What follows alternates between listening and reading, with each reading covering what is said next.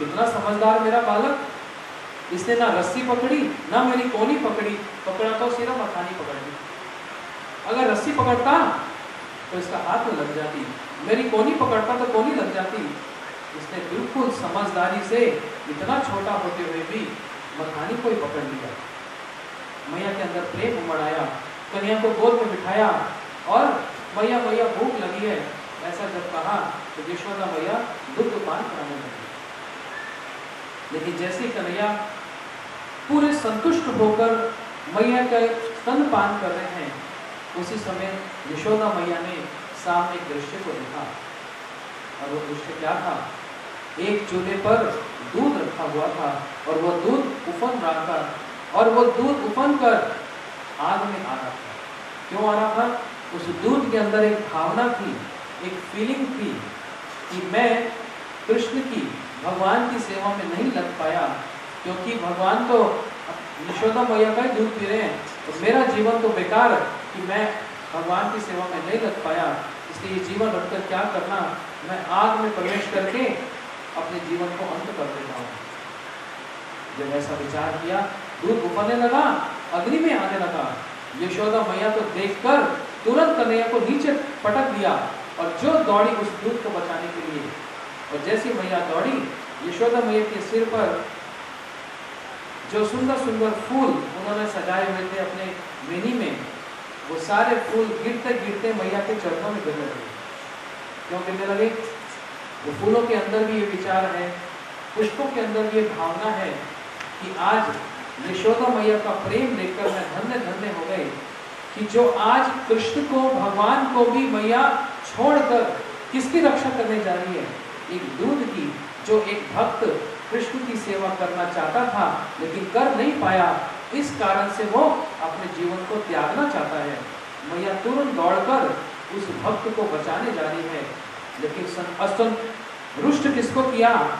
तो भगवान को रुष्ट कर दिया। वो पुष्प में विचार कर रहे हैं, हमारा स्थान मैया के सिर पर नहीं, हमारा स्थान मैया के चरणों में है।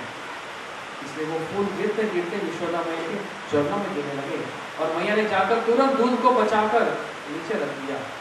मैया के अंदर ये विचार, मेरा दूध कन्हैया फिर भी कभी पी सकता है, लेकिन इस दूध से मेरे को जो मिठाइयाँ बनानी है, संदेश बनाना है, वो बेकार हो जाएगा। ये तो यशोदा मैया ने किया और वहां पर कन्हैया ने क्या किया? एकदम गुस्से में आ गए। अच्छा, मैया को मेरे से ज्यादा दूध प्यारा है? हाँ? उसी समय जिस मटकी में दही रखी थी, उस मटकी को जो फोड़ दिया, सारा दही फैल गया। और मैया को सिर पर हाथ मार के कहने लगी, ओहो कन्हैया, तू इतना उद्यमी हो गया, आज मैं तेरे को छोड़ूंगी नहीं। हाथ में छड़ी उठा ली और जैसे मैया के हाथ में छड़ी देखी, कन्हैया तो भागे, बोलते आज तो बचाओ, कोई है बचाने वाला? आज कौन रक्षा की प्रार्थना कर रहा है? जो सबका रक्षक है। किससे रक्षा? अपनी ही मैया से। मैया के सामने नहीं चलेगी और मैया को ये नहीं लगेगा ये भगवान है, काहे का भगवान, ये तो मेरा पुत्र है। हाथ में छड़ी लेती और उसी समय यशोदा मैया जो दौड़ी, कन्हैया भी दौड़े, बोलते आज तो भागो। पूरे घर के आंगन का चक्कर लग रहा है, छोटे से बाल गोपाल कृष्ण और पीछे से बड़ी बड़ी मैया जो भाग रही हैं। भागते भागते कन्हैया ने सोचा घर से बाहर भाग जाऊं तो वहां तो मैया आएगी नहीं, और आएगी भी तो बड़ा सा घूंघट ले लेगी, भागने का पूरा पूरा अवसर मिल जाएगा। बड़े चालाक हैं, जो खिड़की से कूदे, मैया वही खड़ी थी और जो पकड़ लिया हाथ, तो मैं भी तो तेरी माँ हूँ, मेरे को पता था तो यही करेगा। और जो पकड़ लिया कन्हैया को, उसी समय कन्हैया तो गुस्से में, अभी बड़े क्रोध में, और यशोदा मैया कह दिया, क्यों रे, तू चोर हो गया है, बड़ा उद्यमी हो गया है, जैसे बंदर चोरी करते हैं तू भी चोरी करने लगा है। और जैसे मैया ने कहा, कन्हैया तो बड़े गुस्से में पहले से ही और ज्यादा क्रोध आ गया। मैया मुझको बंदर कहती है? तो बंदर तो जंगल में रहता है, मैं भी तेरा घर छोड़कर आज वन में चला जाऊंगा। मैया ने तो छड़ी फेंक दी, सारा गुस्सा शांत हो गया। तो ये मेरे को छोड़ के चला जाएगा तो मेरा क्या होगा?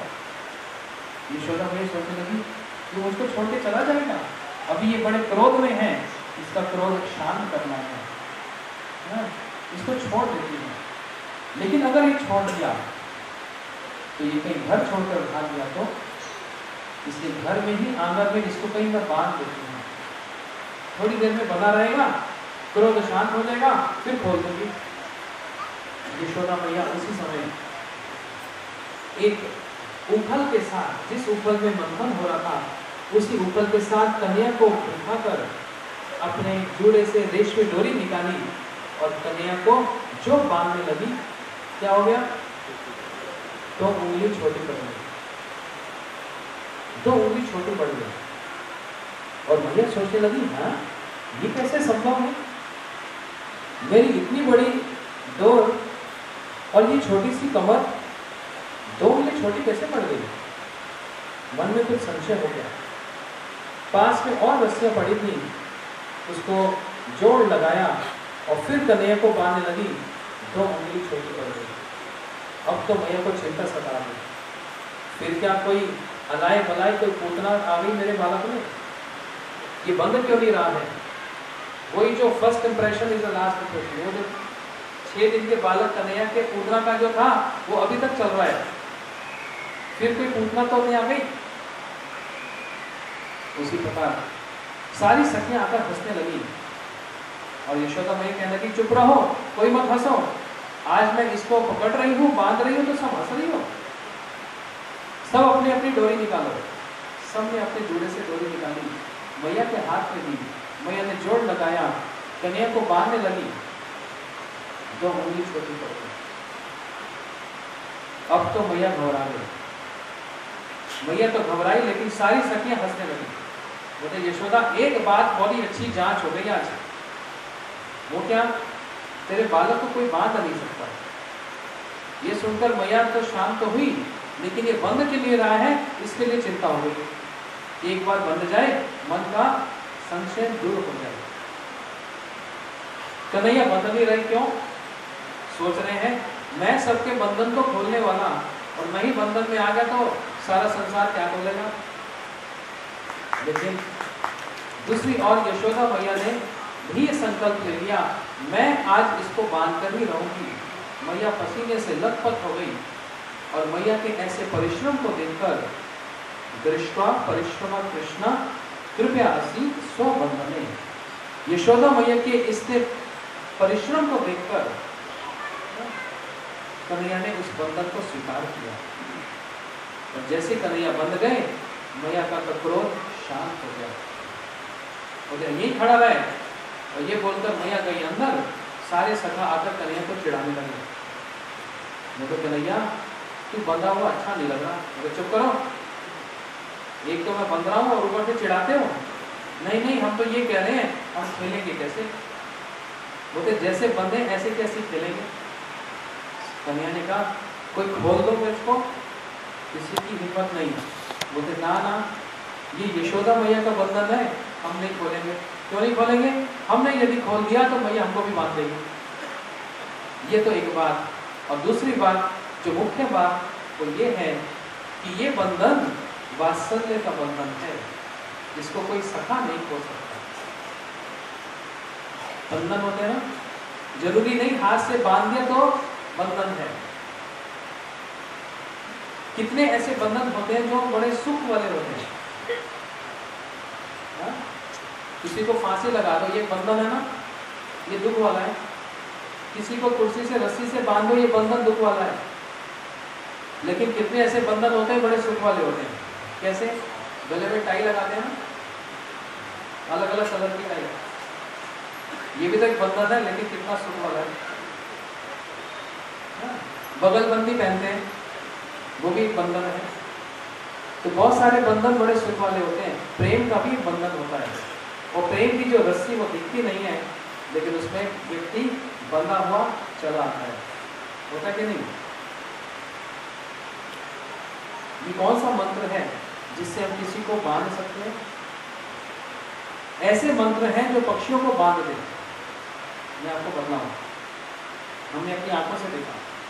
मथुरा में कृष्ण जन्माष्टमी से एक दिन पहले बहुत बड़ा जुलूस निकलता था हमारे गुरु जी के समय में।